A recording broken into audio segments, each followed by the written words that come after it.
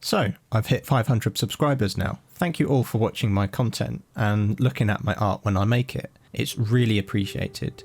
The feedback I get has really helped me to improve my skills and historical accuracy in the subject matter I produce, and I thank you guys for that. The past year has been a big one in terms of my professional life and my personal life. I perhaps haven't produced many videos on this channel, however I have been involved in illustrating for Kings and Generals and Invicta and produced some art that I'm really proud of. I've also taken on quite a bit of other freelance work that I've enjoyed doing and will continue to do for the foreseeable future. Within this YouTube channel in particular, you may have seen through the HEMA videos I make that I'm slowly improving in the skills with the sword and other weapons, especially if you compare how I fight from the first video I produced until the recent one that I did. Also, I've managed to get some decent equipment now and can spar with a lot more ease and comfort. In the past year, I've also managed to produce quite a bit of personal work, and that has been a lot of fun, be it a study of an effigy or an animal. Another huge thing that happened is that I got married. A lot of time was devoted to getting that organised, but in the end it really did turn out to be the best day ever, as my now wife would say. With the future of this channel, I intend to keep on going for sure. I will certainly continue making historical content and some redesigns of armour from the film and gaming industry. Also, I want to do a little bit more on zoology, such as my badger video that I did, and maybe touch into paleontology. We'll see how things go.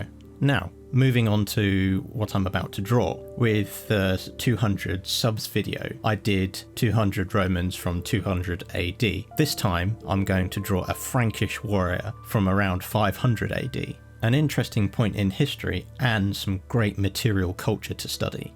So, on with the drawing. I started off with a rough sketch of what I wanted to draw in terms of the pose that the Frankish warrior was going to stand in. And now I've just doing an outline of the helmet. The helmet's based on this piece on the left, and I saw that in the Imperial Museum, or the Imperial Armory Museum in Vienna. And as you can see, it's got a lot of details. The type of helmet it is, it's a Spangenhelm, and it would typically be the kind of helmet worn by the noble class or mercenaries in the 5th century and the 6th century. And I've just done a little bit of the face. As you can see on the left hand picture, I've kind of based this on a little bit of me.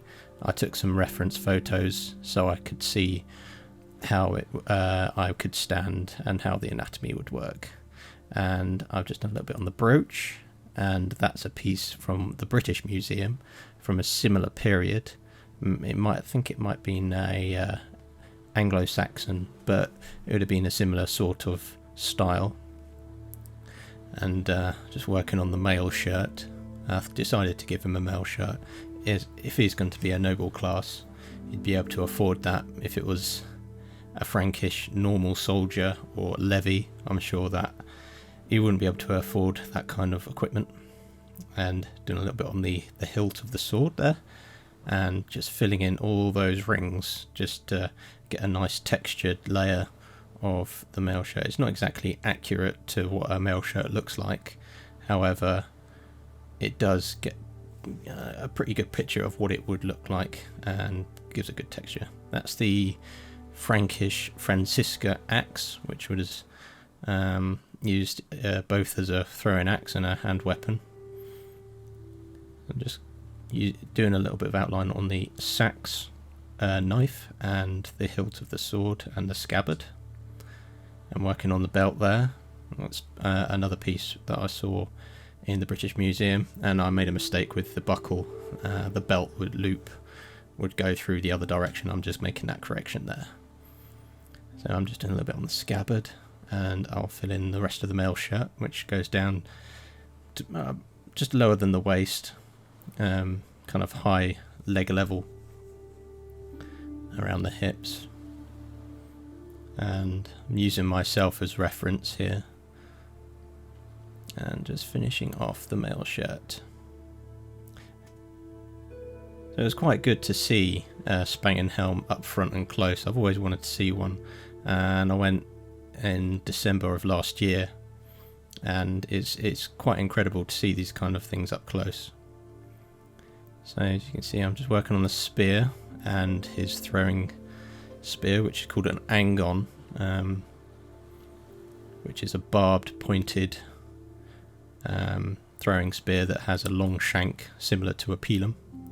Actually, it's based off the pilum, and it's almost the Germanic version. And just making a few corrections on the outlines, just making sure everything looks sharp. And now I'm going to work on the shield, which is the inner part of the shield. The reference photo I have, I've got a pretty flat, basic MDF style shield, and I wanted to do a kind of a domed shield because the Frankish warriors, especially later on in like the Carolingian, Merovingian period of the 7th and 8th centuries, they used domed shields, and you can see that in artwork of the time. But this one's slightly domed. I'm just doing the lower part of his tunic here, and I'll add in a little bit of decoration. My tunic's quite low down and it goes down to the knee. I brought it up a little bit. And just working on the lower leg wrappings that you usually see with Germanic and Frankish, Anglo-Saxon style warriors and soldiers. And just finishing off here with a little bit of grass and filling him in with a bit of block colour.